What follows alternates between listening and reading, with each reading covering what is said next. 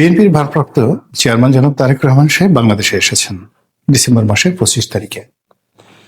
তার এই আগমন নিয়ে নানা রকম সন্দেহ ছিল, বিতর্ক ছিল, পক্ষ এবং বিপক্ষের নানা রকম কথাবার্তা ছিল। যারা বলেছিলেন যে তারেক রহমান সাহেব আসবেন না বা আসতে পারবেন না, শেষ দিন পর্যন্ত যারা অটল ছিলেন 25 তারিখ সকালবেলা পর্যন্ত, এবং অনেক আশঙ্কা করেছিলেন যে তিনি হয়তো আসতে যদি পারেনও এয়ারপোর্ট থেকে বের হতে পারবেন না। এই যে যারা হতাশাবাদী যে গ্রুপটি ছিল, তাদের মুখে রীতিমতো চুনকালি দিয়ে তিনি এয়ারপোর্ট থেকে বের হয়েছেন এবং দেশের মাটিতে পা রেখে খালি পায়ে তিনি মাতৃভূমির মাটিকে সম্মান জানিয়েছেন, আবেগপ্রবণ হওয়ার চেষ্টা করেছেন এবং সেখান থেকে তিনি নেতাকর্মীদের মাঝে চলে এসেছেন 300 ফিটের সংবর্ধনা স্থলে। এবং দিনটি কোন রকম নেতিবাচক কোনো বিষয় ছাড়া চমৎকারভাবে শেষ হয়েছে। আর এতে করে বিএনপি যারা সমালোচক, তাদের রীতিমতো ঘুম হারাম হয়ে গেছে। যারা প্রতিদ্বন্দ্বী, বিএনপির প্রতিদ্বন্দ্বী, তাদের মন খারাপ হয়ে গেছে। আর তারেকবিহীন বাংলাদেশে যারা নানাভাবে ছড়ি ঘোরাতেন ক্ষমতার, তারা এখন নতুন করে ভাবছেন যে ছড়িটা বের করবেন কি করবেন না, করা ঠিক হবে কি হবে না, ইত্যাদি নানা কথাবার্তা। এই গেল এক। 2 নম্বর হলো যে সুদূর প্রবাসী থেকে তারেক রহমান সাহেব যেভাবে দল চালিয়েছেন, সেই বাংলাদেশে অনেক অনেক ব্যক্তি তারা জনাব তারেক রহমান সাহেবের নাম ব্যবহার করে যে ফায়দা লোটার চেষ্টা করেছেন এবং কেবলমাত্র তারেক রহমান সাহেবের ভয় দেখিয়ে তারা যে আর্থিক সুবিধা নিয়েছেন, দুর্নীতি করেছেন, অনিয়ম করেছেন, কমিটি বিক্রি করেছেন, এরকম লোকজন রয়েছেন অনেক, যাদের বিরুদ্ধে অভিযোগের পাহাড়। এখন যারা অভিযোগ করতে আসবেন জনাব তারেক রহমান সাহেবের কাছে, সেটার পরিণতি কি হবে? আবার যাদের বিরুদ্ধে অভিযোগ করা হবে তাদের ব্যাপারে তারেক রহমান সাহেব কি ভূমিকা নেন, এটার উপর কিন্তু ওনার ভবিষ্যৎ নির্ভর করবে। উনি যখন লন্ডনে ছিলেন, অনেক বিষয় তিনি জানতেন বা অনেকে তার কাছে অভিযোগ করতেন, কেউ টেলিফোনে করতেন, কেউ হয়তো ওনার সাথে গিয়ে দেখা করে করতেন। উনি তার সুদূর প্রবাসে থাকার কারণ দেখিয়ে অনেক বিষয় তিনি এড়িয়ে যেতে পারতেন। কিন্তু যেহেতু এখন সরাসরি তিনি বাংলাদেশে আছেন, কাজেই এখন তার দলের যে কোনো দুর্বলতা, যে কোনো অক্ষমতা, যে কোনো অনিয়ম, এটি তিনি দায় এড়াতে পারবেন না। তাকে এই দায় নিতে হবেই। কাজে এগুলোর উপরে তার অনেক কিছু নির্ভর করবে। আর তাকে এই সময়টিতে সবচেয়ে বেশি তাকে যে রক্ষা করতে পারবে, সেটা হলো প্রবল রাজনৈতিক প্রতিদ্বন্দ্বিতা। তিনি যদি রাজনৈতিকভাবে প্রতিদ্বন্দ্বিতার মুখোমুখি না হন, তার নেতাকর্মীরা যদি অবাধে বাংলাদেশে দাপট দেখাতে পারে, আপনি নিশ্চিতভাবে ধরে নিতে পারেন যে তাদের পরিণতি ছাত্রলীগ, যুবলীগ কিংবা আওয়ামী লীগের চাইতে 1000 গুণ খারাপ হয়ে যাবে, কোনো সন্দেহ নেই। এই জন্য হয় কি, যখন কোনো একটা সমাজে প্রতিযোগিতা না থাকে, আমাদের প্রকৃতিটাই কিন্তু আল্লাহ রাব্বুল আলামিন তৈরি করেছেন তাপ চাপ দিয়ে। অর্থাৎ আপনার চারিদিক থেকে বাতাসের চাপ থাকবে, মাটিতে আপনার একটা টান থাকবে, মাধ্যাকর্ষণ শক্তি থাকবে, মহাকর্ষণ শক্তি থাকবে, আকাশ থেকে টানতে থাকবে, এবং আপনার শরীরটিকে আপনি ব্যালেন্সে রাখতে পারবেন। কিন্তু এই ব্যালেন্সটা যেখানে থাকে না, বাতাস থাকে না, আলো থাকে না, সেখানে মানুষ হাওয়ায় উড়তে থাকে চাঁদের দেশের মতন করে। এই জন্য আসলে শক্ত প্রতিদ্বন্দ্বী থাকা যে কোনো একজন মানুষের সফলতার জন্য সবচেয়ে ভালো।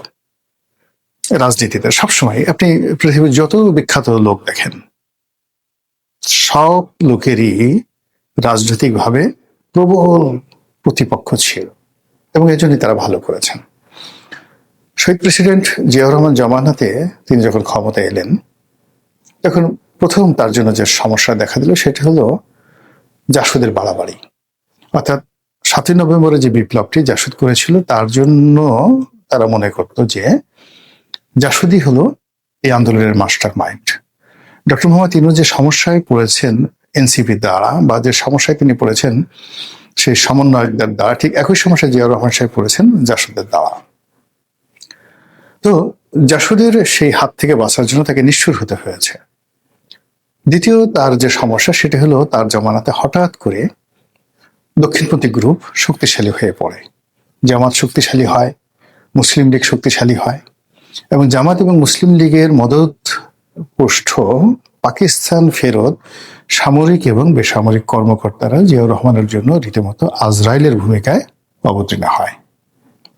এবং জিয়াউর রহমান সাহেব যেহেতু মুক্তিযোদ্ধা ছিলেন, আর অন্যদিকে যেহেতু মুক্তিযুদ্ধের যারা সপক্ষ শক্তি তাদের আউট হয়ে গেছিল, অর্থাৎ আওয়ামী লীগ সেই সময়টাতে ছিল, ফলে ওই শূন্যটাতে যেভাবে মুসলিম লীগ জামাত দখল করেছিল ঠিক একই অবস্থা কিন্তু এখন বাংলাদেশের দক্ষিণপন্থীদের আওয়ামী লীগের অবর্তমানে তাদের যে শক্তিমত্তা, এটা জিয়া রহমানের জামানাতে যতটা বেশি ছিল তার সাথে অনেক অনেক বেশি জনাব তারেক রহমান সাহেবের জন্য চাপ তৈরি করবে। জিয়া রহমান সাহেবের জামানাতে যারা ছিলেন মুসলিম লীগের, জামাতে ইসলামী, তারা অনেক প্রাজ্ঞ ছিলেন, অভিজ্ঞ ছিলেন, এবং এখনকার মতো ইন্টারনেট ছিল না।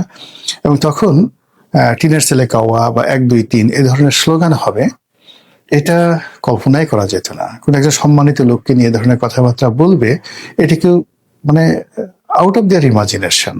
কিন্তু এখন কি হলো, এখন এমন একটা বেয়াদব জেনারেশন আমাদের সামনে চলে এসেছে, এরা সবকিছু করতে পারে, যে কোনো মানুষকে নিয়ে যে কোনো কথা বলতে পারে, যে কোনো অপরাধ করতে পারে, এবং তাদের কোনো রকম অনুশোচনা বোধ নেই, লাজ নেই, লজ্জা নেই, অপমান বোধ নেই, কিচ্ছু নেই। একটা নতুন জেনারেশনের মধ্যে চলে আসছে। ফলে তারেক রহমান সাহেবকে এই জেনারেশন মোকাবেলা করে, এবং এই জেনারেশনের যারা দক্ষিণপন্থী গ্রুপ আছেন তারা আরো ডেঞ্জারাস। এই জিনিসগুলো যদি তাকে মোকাবেলা করতে হয় আগামী দিনগুলোতে, তাহলে তার দলের অস্তিত্ব থাকবে না। জিয়া রহমান সাহেব যখন দেখলেন যে তিনি জামাতের সঙ্গে পেরে উঠছেন না, তখন জামাতের রাজনীতিটাকে তিনি কৌশলে ডিফিকাল্ট করে দিলেন, যাকে বলা হয় জটিল করে দিলেন। এবং এজন্য জামাতের একটা বিরাট, যারা জামাতের মধ্যে একসময় মুসলিম লীগ করতেন বা রাজাকার ছিলেন, আলবদর ছিলেন, তাদের মধ্যে অনেককে তিনি মাঠে নামিয়ে দিলেন। অনেক ইন্টেলেকচুয়াল রয়েছেন, ইসলামপন্থী স্মার্ট লোক ছিলেন। বিশেষ করে ওই জামানাত ইনকিলাবের যিনি প্রতিষ্ঠাতা ছিলেন মাওলানা মান্নান, অসাধারণ মেধাবী। বাংলাদেশে মানে এইরকম ইসলামপন্থীদের মধ্যে এইরকম মেধাবী, এরকম স্মার্ট লোক আপনারা যারা মাওলানা মান্নানকে দেখেননি তারা কল্পনাই করতে পারবেন না। এ যুগের মামুনুল হক, এ যুগের ডাক্তার শফিক, বা এ যুগে যে সকল জুনায়েদ হাবিবি যারা আছেন, মানে যদি আপনি মাওলানা মান্নানকে, মাওলানা মহিউদ্দিন খানকে, তারপরে হাফিজ হুজুর সাহেবকে, ওয়াইদুল হক, খতিব ওয়াইদুল হক, এদেরকে আপনি 1000 নম্বর দেন, তাহলে বর্তমান জমানাতে যারা আছেন তাদেরকে আপনি 1 নম্বর দিতে ইচ্ছা করবে না। আমি তাদের সঙ্গে চলেছি, আমি জানি এটা।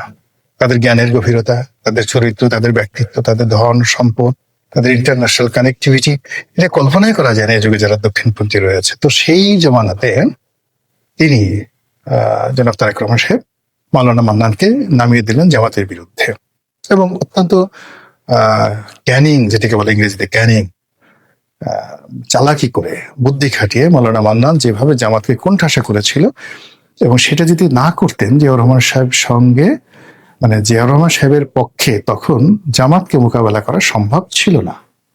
কিন্তু এত কিছুর পরেও কিন্তু জিয়াউর রহমান সাহেব দেখলেন যে না, হচ্ছে না, তিনি পারছেন না। একদিকে জাসদ, অন্যদিকে সর্বহারা পার্টি, অন্যদিকে যাকে বলা হয় এই দক্ষিণপন্থী অসংখ্য গ্রুপ, তারপরে মুসলিম লীগ, তার নিজের দল, মানে অন্তত 100টি ধড়িবাজ গ্রুপ তৈরি হয়ে গেল। এর মধ্যে সেনাবাহিনীতে একটার পর একটা বিদ্রোহ, এবং সেনাবাহিনীর সেই বিদ্রোহের সঙ্গে সঙ্গে পার্বত্য অঞ্চলে সমস্যা দেখা দিল। তো এই অবস্থাতে তিনি মনে করলেন যে এখন শক্ত রাজনৈতিক প্রতিপক্ষ ছাড়া সম্ভব নয়। ফলে তিনি নিজে কিন্তু আওয়ামী লীগকে রিভাইভ করেছিলেন। এটা আওয়ামী লীগের জন্য নয়, তার নিজের জন্য। তারপর তিনি আওয়ামী লীগকে রিভাইভ করার পর দেখলেন যে আওয়ামী লীগ সে দ্বন্দ্ব করে, সংঘাত করে, গ্রুপিং করে, 3 থেকে 4টা গ্রুপ হয়ে গেল, মিজান গ্রুপ হয়ে গেল। তারপরে শেষে যাকে বলা হয় আব্দুল মালেক উকিল গ্রুপ হয়ে গেল, আরেকটি আরো 2-3টি গ্রুপ হয়ে গেল বিভিন্ন ভাবে, মুহিউদ্দিন গ্রুপ হয়ে গেল, বাকশালের আর একটা গ্রুপ হয়ে গেল। তখনও বাকশাল হয়নি, কিন্তু মানে ওই যারা কট্টরপন্থী বাকশাল ছিলেন তারা আলাদা হয়ে মোটামুটি 3 থেকে 4টি গ্রুপ হয়ে এমন দ্বন্দ্ব সংঘাত শুরু করে দিল তো সেদিকে আব্দুর রাজ্জাক, ডক্টর কামাল হোসেন, বরিশালের মহিউদ্দিন সাহেব, যার নাম ছিল চাকু মহিউদ্দিন, তুফাইল সাহেব, আমু সাহেব, সুরঞ্জিত সেনগুপ্ত থেকে শুরু করে আওয়ামী লীগের যে সকল নেতৃবৃন্দ, জোহরা তাজউদ্দিন, সাজেদা চৌধুরী, আরো অনেকে, মানে কোনো অবস্থাতেই আব্দুল মালিক উকিল, মানে টাঙ্গাইলের আব্দুল মান্নান, মানে এক একজনে ছিলেন রীতিমতো মহিরু। এর মধ্যে লতিফ সিদ্দিকী, কাদের সিদ্দিকী তখন দেশের বাইরে, যারা যারা লতিফ সিদ্দিকী দেশের বাইরে, অন্যান্য যারা ছিলেন, মানে গ্রুপিং এর যন্ত্রণায় মানে মানুষের জীবন অতিষ্ঠ হয়ে গেল। জিয়া রহমান চিন্তা করলো যে না, এটা সম্ভব নয়। তখন তিনি কিন্তু শেখ হাসিনাকে আনার উদ্যোগ নিলেন আওয়ামী লীগকে ঐক্যবদ্ধ করার জন্য। কারণ হলো তিনি যেখানে হাত দিচ্ছেন সেখানে বিশৃঙ্খলা, জামাতে বিশৃঙ্খলা, মুসলিম লীগে বিশৃঙ্খলা, তার নিজের দলে বিশৃঙ্খলা, এবং সে নিজের দলের বিশৃঙ্খলতা, মানে চট্টগ্রামের বিশৃঙ্খলতা বন্ধ করার জন্য, পলিটিক্যাল নেগোসিয়েশন করার জন্য গিয়েই তো তিনি মারা গেলেন, শহীদ হলেন। তো ওই অবস্থাতে তিনি শেখ হাসিনাকে ফেরত এনেছিলেন যেন তার একটা শক্ত প্রতিপক্ষ থাকে। কিন্তু শেখ হাসিনা আসার অল্প কিছুদিন পরেই তিনি কিন্তু নিহত হন। ফলে তিনি রাজনীতির যে সুবাতাস, রাজনীতির যে সুখ, সেটা কিন্তু পাননি। একজন মিলিটারি ডিক্টেটর হিসেবে, একজন অ্যাডমিনিস্ট্রেটর হিসেবে তিনি যে তার শুভ কর্ম, সেই শুভ কর্ম নিয়ে তিনি বেঁচে আছেন। তো ওই অবস্থাতে যদি তার মৃত্যু হতো, তাহলে তার পরিণতিটা কি হতো বলা যায় না। যেহেতু একটা দুর্ঘটনার মাধ্যমে, একটা সেনা বিদ্রোহের মাধ্যমে, একটা অভ্যুত্থানের মাধ্যমে তার নির্মম হত্যাকাণ্ড হয়েছে। ফলে তিনি যে পাবলিক সেন্টিমেন্ট পেয়েছিলেন, এই কারণে জিয়াউর রহমান এখন সকল মানুষের সম্মান এবং মর্যাদার প্রতীক হয়ে আছেন। কিন্তু তার পলিটিক্যাল যে থিওলজি, ধর্মতত্ত্ব, তার যে পলিটিক্যাল, তিনি যে মানে যে একটা লিগেসি তৈরি করার চেষ্টা করেছিলেন, সেই জিনিসটি বিএনপির যারা লোকজন আছে তাদেরকে বুঝতে হবে যে কেন তিনি আব্দুল হামিদ চৌধুরী, কেন তিনি আবুল মনসুর আহমদ, কেন তিনি ফেরদৌস আহমেদ কুরেশির মতো মানুষকে এতটা মর্যাদা দিতেন, এতটা মর্যাদা দিতেন। এইগুলো একটা গ্রুপ। আর একটা গ্রুপ ছিল সেই আতাউর রহমান সাহেব, মশিউর রহমান যাদব মিয়া, শাহ আজিজুর রহমান, এদের মতো লোককে নিয়ে তারা আর একটা গ্রুপ ছিল। আর পার্লামেন্টকে জমিয়ে রাখার জন্য কাজী জাফর আহমেদ, মধুদ আহমেদ, ওবায়দুর রহমান, কে এম ওবায়দুর রহমান, তাদেরকে দিয়ে তিনি আর একটা গ্রুপ। কিন্তু কোন অবস্থাতে আওয়ামী লীগ ছাড়া কিন্তু তার এই যে বাংলাদেশের সবচেয়ে মেধাবী লোকগুলোকে তিনি নেয়ার পরেও কিন্তু তিনি স্বস্তি পান নাই। ব্যালেন্স করার জন্য তাকে কিন্তু আওয়ামী লীগটাকে রিভাইভ করার পরে আবার আওয়ামী লীগকে রিভাইভ শুধু করে না, ঐক্যবদ্ধ করার জন্য শেখ হাসিনাকে আনয়ন করতে হয়েছিল। বোঝার চেষ্টা করো ওই সময়টাতে যে অবস্থা ছিল, অর্থাৎ 1975 সনের 7 নভেম্বর থেকে আপনি জিয়াউর রহমান সাহেবের যে মৃত্যুর দিন পর্যন্ত, 81 সন পর্যন্ত বাংলাদেশের অবস্থা কিন্তু টারমাইল ছিল। উনি খুব শক্ত হাতে সবকিছু দমন করেছেন। কিন্তু ওই সময়টাতে যারা ছিলেন তারা বুঝতে পারবেন যে পলিটিক্যাল অবস্থা কোন পর্যায়ে ছিল। এখন বাংলাদেশে যে ডক্টর মোহাম্মদ ইউনূসের জমানাতে কোনো অবস্থাতে কিন্তু পলিটিক্স কোনো সেভে আসছে না, না জামাত, না বিএনপি, না এনসিপি, মানে কেউ এই পলিটিক্স থেকে সেভে আনতে পারছে না। আবার বিএনপি যেভাবে সালাউদ্দিন সাহেবকে নিয়ে, মির্জা ফখরুল সাহেবকে নিয়ে, মির্জা আব্বাসকে নিয়ে যেভাবে তারা অর্গানাইজ করার চেষ্টা করেছে, উইদাউট তারেক রহমান সাহেব ছাড়া এটা হচ্ছিল না। ফলে এই বিরাট পলিটিক্যাল যে শূন্যতা, সেই শূন্যতা দূর করার জন্য কিন্তু জনাব তারেক রহমান সাহেবকে বাংলাদেশে আনা হয়েছে বা তিনি এসেছেন। এখন তারেক রহমান সাহেব তিনি কতটা পারবেন কি পারবেন না, তার কতটা কর্তৃত্ব আছে বা নেই, এ সকল বিষয় নয়। যেদিন তিনি পাড়া দিয়েছে সেদিন থেকে লোকজন ধরে নিয়েছে তিনি ভবিষ্যৎ প্রধানমন্ত্রী, তিনি সব পারেন। আর এই যে তিনি সব পারেন, এই মোহটা থাকবে 6 থেকে 7 দিন। এই 6 থেকে 7 দিনের মধ্যে তাকে রাষ্ট্র নায়কের মতো কতগুলো সিদ্ধান্ত নিতে হবে। হয়তো অনেক সিদ্ধান্ত অপ্রিয়, কিন্তু সেই সিদ্ধান্তগুলোর মধ্যে আইরনি থাকতে হবে।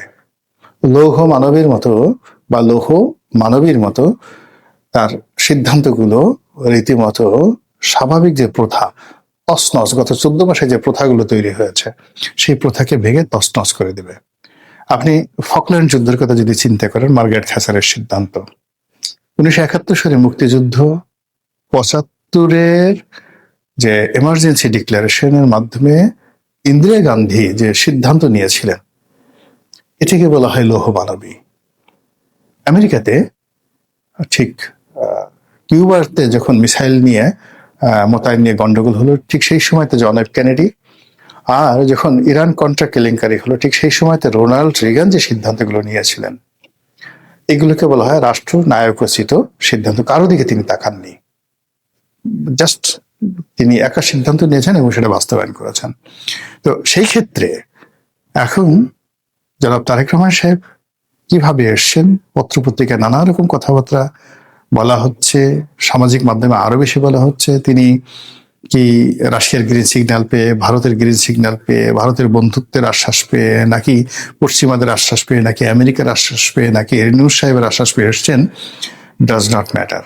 তাকে যে কাজটি করতে হবে সেটা হলো তার দলের যে বিশাল এই মুহূর্তে যে জনগণ আছেন তাদের মধ্যে একটা রাজনৈতিক সাম্যতা, ভারসাম্য আনার জন্য তার উপযুক্ত প্রতিদ্বন্দ্বী লাগবে। এবং সেই প্রতিদ্বন্দ্বী যদি তিনি দাঁড়া করান জামাতকে, জামাতও শেষ, তিনিও শেষ। আবার তিনি যদি অতীতের মতো একটা জাতীয় সরকার করে জামাত সামাত সবাইকে নিয়ে যদি একটি ঐক্যবদ্ধ নির্বাচন, একটি জাতীয় সরকার করতে চান, তাহলে তার এই যে চেষ্টা, এটি হবে 2014 মতো, 2018 মতো, 2024 মতো আওয়ামী লীগের কার্বন কপি। আর তাকে যদি সত্যিকার অর্থে নেতা হিসেবে অমরত্ব লাভ করতে হয়, তাহলে এই রাজনীতিতে যদি তিনি ভারসাম্য আনতে না পারেন তাহলে হবে না। আর সেই ভারসাম্য আনার জন্য তার হাত দ্বারা যদি তার পিতার মতো আওয়ামী লীগ পুনর্বাসিত হয়, শেখ হাসিনা আসেন বা শেখ হাসিনা ছেলে সন্তানরা আসেন, বা আওয়ামী লীগের যারা রিফাইন্ড নেতৃত্ব রয়েছে বা রিকনসিলিয়েশন বলতে যা বোঝায়, সেটি জনাব তারেক রহমান সাহেবের হাত দিয়ে হয়, আমি খুব বেশি আশ্চর্য হব না। মহান আল্লাহ আমাদের সবাইকে হেদায়েত দান। রাজনীতিতে মীর জাফরদের ভূমিকা এবং যারা মীর জাফর হন তাদের চরিত্রের যে মুনাফিকি, এবং সেই মুনাফিকির ফলে একটি দেশ এবং জাতির যে ক্ষয়ক্ষতি হয়, ইতিহাসের আলোকে এই বিষয়গুলো নিয়ে আপনাদের সঙ্গে আলোচনা করব। কোনো ব্যক্তি বা কোনো সময় কিংবা কোনো গোষ্ঠীকে কেন্দ্র করে আমার এই বক্তব্য নয়, কারোর সঙ্গে যদি মিলে যায় এটা নিতান্তই কাকতালীয়। এবং কেউ যদি ব্যক্তিগতভাবে আমার এই বক্তব্য দ্বারা অপমানিত বোধ করেন, সেটি তার একান্ত ব্যক্তিগত বিষয়। প্রথমে বলে নিই, ইতিহাসের যে মীর জাফর, বাংলা বিহার উড়িষ্যার ইতিহাসে এই চরিত্রটিকে যদি আপনি চিত্রণ করেন, মানে কি ধরনের মানুষ সাধারণত মীর জাফর হয়। মীর জাফর সবসময় খুব কাছের লোক হয়। আপনি যাকে ঠকাবেন বা যে ঠকবে, যে পরাজিত হবে, যে অপমানিত হবে, যে লাঞ্ছিত হবে, তার খুব ঘনিষ্ঠ, রাজনীতির খুব ঘনিষ্ঠ লোক কিন্তু তার সাথে মীর জাফরগিরি করবে, বাইরের কোনো লোক না। এটা হলো তার প্রথম বৈশিষ্ট্য। নবাব সিরাজউদ্দৌলার প্রধান সেনাপতি মীর জাফর আলী খান তার খুব নিকট আত্মীয় ছিলেন, এবং তার নানা আলীবর্দী খানের জমানা থেকে তিনি বৈবাহিক সূত্রে, রক্ত সম্পর্কে এবং প্রশাসনিক কর্মকাণ্ডে বাংলা বিহার উড়িষ্যার যে রাজ দরবার, এই দরবারের একজন অত্যন্ত ঘনিষ্ঠ লোক ছিলেন। তার যতটা না যোগ্যতা ছিল, তার চাইতেও তাকে ওভার রেটিং করা হতো, এবং তিনি সেটা জানতেন কি করে ওভার রেটিং করতে হয়। ঘুষ, দুর্নীতি, অনিয়ম, এই জিনিসগুলো চমৎকারভাবে কাজে লাগিয়ে তিনি নিজেকে বাংলা বিহার উড়িষ্যার রাজনীতির একটি অপরিহার্য গুরুত্বপূর্ণ ব্যক্তি তৈরি করে ফেলেছিলেন নবাব আলীবর্দী খানের জমানার একেবারে প্রথম দিন থেকে। কাজেই একটা সময় যখন তিনি এই রাষ্ট্রের বিরুদ্ধে অবস্থান নিলেন এবং এই রাষ্ট্রটিকে ইংরেজদের হাতে তুলে দেওয়ার ব্যাপারে সিদ্ধান্ত নিলেন, তখন ব্যক্তি নবাব সিরাজউদ্দৌলার প্রতি যতটা না তার ক্ষোভ, ক্রোধ ছিল, তার চাইতে বেশি ছিল তার ব্যক্তিগত দুর্বলতা, ব্যক্তিগত লোভ, লালসা, এবং তিনি জানতেন যে তার যে সহজাত ক্ষমতা রয়েছে, যোগ্যতা রয়েছে, এই যোগ্যতা দিয়ে তিনি কখনো কাঙ্ক্ষিত মাকামে বা নির্দিষ্ট যে গন্তব্য, সেই গন্তব্যে তিনি পৌঁছাতে পারবেন না। কাজে তাকে বিদেশি শক্তির সাহায্য লাগবে, সহযোগিতা লাগবে। এজন্য তিনি স্ব-উদ্যোগী হয়ে রবার্ট ক্লাইভ, ইস্ট ইন্ডিয়া কোম্পানির অনেক কর্তা ব্যক্তিদেরকে তিনি তার এই চক্রান্তের সঙ্গে সামিল করে নিয়েছেন এবং নিজেকে তিনি বাংলা, বিহার, উড়িষ্যা বিক্রি করার আগে তিনি নিজেকে বিকিয়ে দিয়েছেন। এটা হলো মীর জাফরের বৈশিষ্ট্য। মীর জাফরের চরিত্র যদি আপনি খন্দকার মোশতাকের দিকে চিন্তা করেন, এও আর এক লোক। পুরো আওয়ামী লীগের মধ্যে সে 1954 থেকে এই লোক ছিল। তিনি আওয়ামী লীগের লোক ছিলেন, কিন্তু মনে প্রাণে তিনি পাকিস্তানপন্থী ছিলেন। পাকিস্তান আইএসআই এর এজেন্ট রূপে, আমেরিকা দালাল রূপে তিনি একেবারে হোসেন শহীদ সরওয়ার্দীর সঙ্গে, মাওলানা আব্দুল হামিদ খান ভাসানীর সঙ্গে এবং পরবর্তীতে বঙ্গবন্ধু শেখ মুজিবুর রহমানের সাহেবের সঙ্গে একেবারে কাঁধে কাঁধ মিলিয়ে তিনি বঙ্গবন্ধুর মৃত্যুর পূর্বক্ষণ পর্যন্ত তাকে এমন একটা গিয়ার আপ করে রেখেছেন যে খন্দকার মোশতাকের মতো আর বিশ্বস্ত বন্ধু নেই। ইতিহাস কি হয়েছে মোরালেস আমরা সবাই জানি। এখন এই যে বাংলাদেশের আদি এবং অকৃত্রিম যে মীর জাফর, তার সঙ্গে আবার খন্দকার মোশতাক, এই দুজনের চরিত্রের সঙ্গে যদি আমি আরো কয়েকটি চরিত্রের কথা বলি, যারা একটা সময় সেই দেখা গেল যে মুঘল দরবারের খুব ঘনিষ্ঠজন ছিলেন, তো কোনো কারণে সে বিক্ষুব্ধ হয়ে গেল, তাকে নাদের শাহকে ডেকে আনতে হলো, বা দিল্লির সালতানাতের খুব কাছাকাছি ছিল, কিন্তু তাকে আহমদ শাবদালিকে ডেকে আনতে হলো, আবার তাকে সেই তৈমুল্লংকে ডেকে আনতে হলো।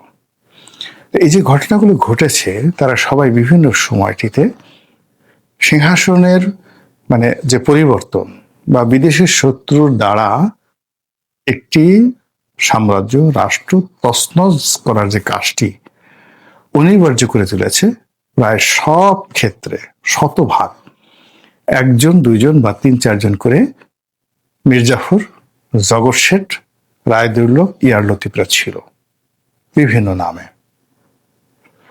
এবং এটা অতীতে যেভাবে ছিল, এখন ঠিক এই সময়টিতেও আপনি দেখবেন পৃথিবীর সব দেশে আছে।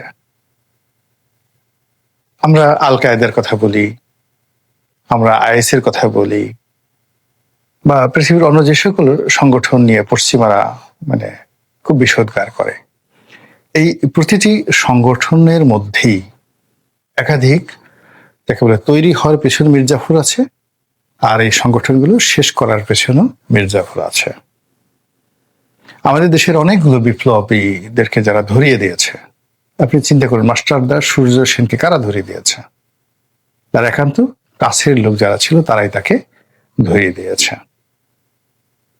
চে গুয়েভারাকে কে ধরিয়ে দিয়েছে? তার একান্ত কাছের মানুষ ধরিয়ে দিয়েছে।